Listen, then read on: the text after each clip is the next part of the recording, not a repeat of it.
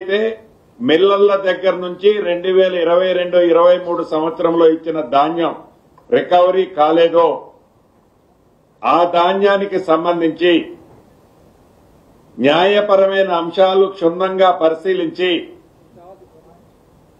ఆ ధాన్యాన్ని ఆ మిల్లర్ల దగ్గరే ఏదైతే టెండర్ వేసినప్పుడు వచ్చిన బిడ్ రేట్ ఉందో అది దొడ్డు ధాన్యానికి ఒక రకం, ఫైన్ ధాన్యానికి ఒక రకం బిడ్ ఏదైతే వచ్చిందో ఆ బిడ్ ప్రకారం ఆ మిల్లర్ల దగ్గర రికవరీ చేసే విధంగా ఎవరైనా మిల్లర్లో పేమెంట్ చేయకపోతే వారి మీద అవసరమైతే చట్టపరంగా పీడీ యాక్ట్ పెట్టడానికి కూడా ఈ ప్రభుత్వం వెనకడుగు వేయొద్దని కేబినెట్ లో నిర్ణయించి దీనికి సంబంధించిన పూర్తి వివరాలు న్యాయపరమైన అంశాలు ఇతరత్రా కూడా మొబిలైజేషన్ కేబినెట్ సబ్ కమిటీ ఏవైతే ఉందో వారిని నిర్ణయం తీసుకునే అధికారాన్ని కేబినెట్ లో ఈరోజు ఇవ్వటం జరిగింది.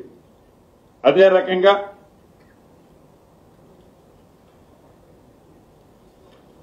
రాష్ట్రంలో మత్స్య సహకార సంఘాలున్నాయి.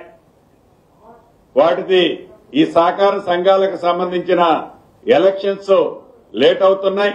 దీనికి సంబంధించిన దాంట్లో పర్సనల్ ఇన్ఛార్జీల్ని మత్స్య సహకార సంఘాలకు సంబంధించిన సంఘాలకు పర్సనల్ ఇన్ఛార్జీల్ని నియమించడానికి కేబినెట్ ఈ రోజు ఆమోదం తెలిపింది.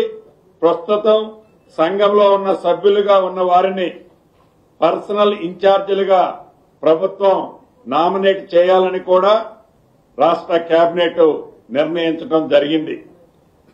చివరగా గవర్నర్ కోటాలో నియమించే శాసన మండలి సభ్యులుగా ఒకటి ప్రొఫెసర్ కోదండరామ్ గారిని, రెండవది మహమ్మద్ అజరుద్దీన్ గారిని, రెండు పేర్లని కేబినెట్ ఆమోదించడం జరిగింది.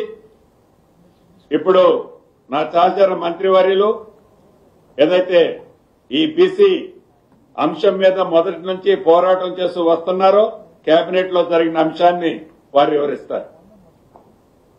పెద్దలు